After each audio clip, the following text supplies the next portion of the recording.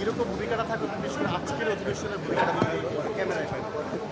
আমরা যাই দেখি হচ্ছে মানে আজকের যেই কার্যপ্রণালী সেটা দেখি, তারপর হচ্ছে সে অনুযায়ী হচ্ছে আমাদের ফাংশনালিটিস থাকবে অবশ্যই। তো রাষ্ট্রপতি না আপনাদের একটা অবজেকশন ছিল, উনি ভাষণ দেবেন, তো সেই সময় আপনাদের অবস্থানটা কী হবে? রাষ্ট্রপতি তো তার শপথ ভঙ্গ করেছে এবং সে তো ফেসিস্ট অ্যানাবেলার, এবং এই কিলিং প্রসেসটাকে সে হচ্ছে সহযোগিতা করেছে জুলাইয়ের।